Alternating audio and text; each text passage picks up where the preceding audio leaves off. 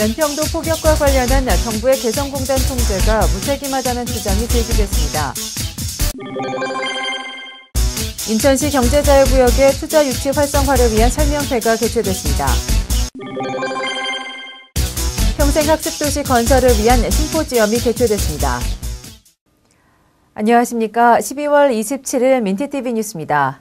첫 소식입니다. 최근 시청사 대회실에서는 개성공단 입주자 협의회 간담회가 열렸는데요. 북한의 연평도 포격 이후 정부가 신변 보호를 명목으로 한 개성공단 근로자의 통행 제한이 사실상 경제적 손실만 가져온 것으로 밝혀져 많은 주목을 받았습니다. 보도에 배영수 기자입니다. 최근 시청사 대회의실에서 열렸던 개성공단 입주자 협의회 간담회의 현장입니다. 송영길 시장이 직접 주재한 이 회의에는 유동욱 개성공단 기업대표자회의 회장을 비롯한 개성공단 입주업체 대표들이 참여했습니다. 이날 회의에서는 북한의 연평도 포격 이후 아무 대책 없이 통행만 막아 경제적 손실을 가져온 중앙정부에 대한 업체 대표들의 비판이 이어졌습니다. 개성공단에 있으면서 신변의 위협을 느껴서 있는데 어떻게 오래했습니까? 아닙니다. 우리는 신변 위협을 하나 느낀 적이 없습니다. 그리고 최근 5년 동안에 신변 위협을 느껴본 적이 한 번도 없습니다.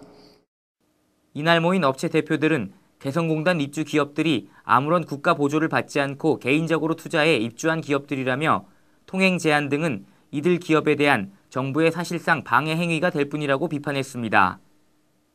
한편 송영길 시장 역시 개성공단에 대해 이해하지 못한 일부 기자들과 시사 칼럼니스트들이 가끔 개성공단에 대한 극단적인 발언을 서슴지 않는 것에 안타까움을 느낀다고 밝혔습니다. 북한이 개성공단을 폐쇄하는 일이 생긴다면 4만 5천 명의 북한 근로자들을 실업자로 만드는 사실상의 경제적 자살 행위라는 것입니다. 북측이 지금 4만 명이 넘는 근로자들을 고용하고 있는데 개성공단이 폐쇄된다면 북한 측에서 4만 명에 대한 일자리를 만들어줄 여력이 없을 뿐만 아니라 북한 당국이 이거를 폐쇄시켰을 때 그걸 감당할 능력이 있겠는가라고 봤을 때 오히려 나는 그 경제적에 의해서 훨씬 더 보장되는 거라고 보는데. 한편 인천시는 이날 간담회를 통해 내년에도 남북교류 협력 사업에 대한 19억 원의 예산을 준비했다며 이를 위해 남북경협 아카데미 운영 등의 방안을 준비 중이라고 밝혔습니다. 민트TV 뉴스 배영수입니다.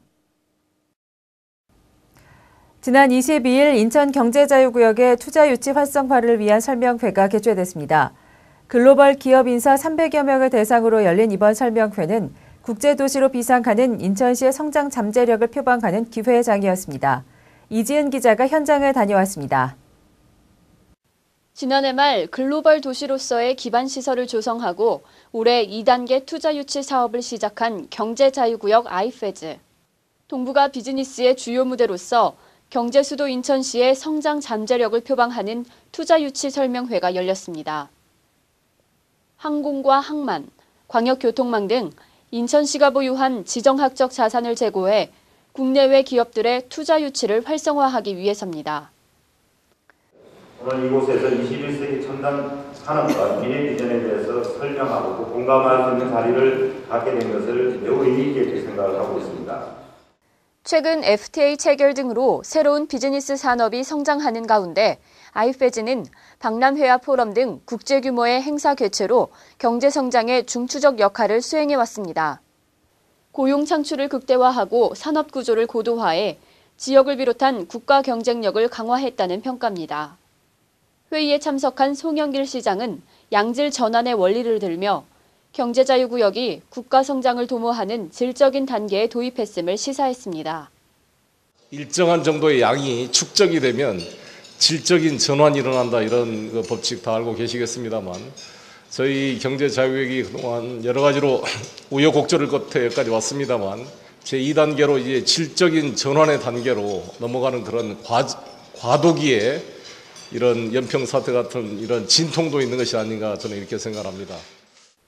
또한 송 시장은 금융위기를 비롯해 최근 일어난 연평 사태를 들며 위기를 기회로 삼을 것을 당부했습니다.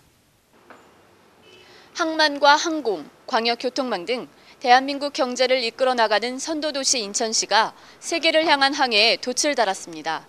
민트TV 뉴스 이지은입니다. 취미생활에서부터 기술 습득까지 인천시는 평생 교육을 위한 다양한 프로그램들을 진행 중에 있는데요. 지난 22일 송도 컨벤시아에서는 지식경제사회에 대응하는 체계적인 평생학습도시 건설을 위한 심포지엄이 개최됐습니다. 개인이 가진 다방면의 소질을 개발하고 사회 발전에 이바지할 수 있도록 학습하는 평생교육. 평생교육은 개인의 자아실현뿐 아니라 국가 경쟁력 확보에도 커다란 영향력을 행사하고 있습니다. 급변하는 지식경제사회에 대한 대응 방안을 모색하는 이번 심포지엄은 인천시 평생학습 유관기관 간의 체계적인 시스템 구축을 도모했습니다. 이날 참석한 홍덕률 대구대학교 총장은 개인의 창의력 발굴이 21세기의 생존 관건이라며 안건의 시의성을 강조했습니다. 이제는 시민 한 사람 한 사람의 경쟁력, 생각, 그분의 의식 수준이 그 조직을 결정하고 국가의 경쟁력을 결정하고 그 지역의 흥망성쇠를 결정하는 그런 시민의 시대가 됐다는 게 세계적인 석학들의 공통된 분석이고 결론입니다. 또한 인천시 최초의 평생학습 기관 지역인 연수구에서는 민관학 파트너십을 통한 상호 간 네트워크 활성화를 기대하는 한편 고용 창출에 대한 인적 자원 활용을 극대화할 것이라고 밝혔습니다. 그들이 요구하는 부분에 접근하는 부분을 양자가 접근해서 일자리를 만들어내기도 하고 결합시킬 수 있는 그런 프로그램을 만들어내자는 취지가 민간학 파트너십에서 가장 중요한. 한편 이날 행사에는 인천시 각 지역 시민들이 함께 고부가 가치 창출 인재가 되기 위한 제도의 필요성을 논의하는 등 다양한 시각에서 내실 있는 논의들이 이루어졌습니다.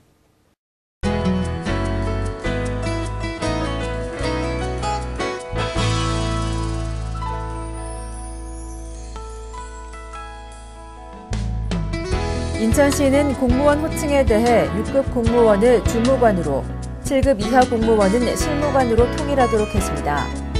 적용 대상은 대외 직명이 없는 6급 이하 일반직과 별정직, 계약직 공무원 등이며 공문서와 기한문 및 시행문, 민원부서의 직원 안내 등 대외적인 호칭이 필요하거나 공무원증과 명함 등을 제작할 때 변경된 명칭을 사용하도록 할 예정입니다. 인천시 수돗물이 마시는 물로서의 수질 기준 적합 판정을 받았습니다. 인천시 수돗물평가위원회는 시에서 생산 공급되는 미추홀 찬물을 정수장에서부터 수용가의 수도꼭지까지 수돗물을 외부 공인기관에 의뢰해 먹는 물로서의 57개 수질 항목을 검사한 결과 전 항목이 기준 적합 판정을 받아 시민들이 안심하고 마셔도 된다는 의견을 밝혔습니다. 인천시는 최근 계절의 영향으로 인천 지역 내 인플루엔자 등 급성 열성 호흡기 질환 환자가 증가세를 보인다고 밝히고 독감에 대한 주의를 당부했습니다. 시의 한 관계자는 공공장소에서 기침 예절을 지키고 손 씻기 등 개인위생 수칙을 철저히 준수하며 가급적 독감 예방 접종을 받는 등 시민들 스스로가 감기 예방에 힘써달라고 밝혔습니다.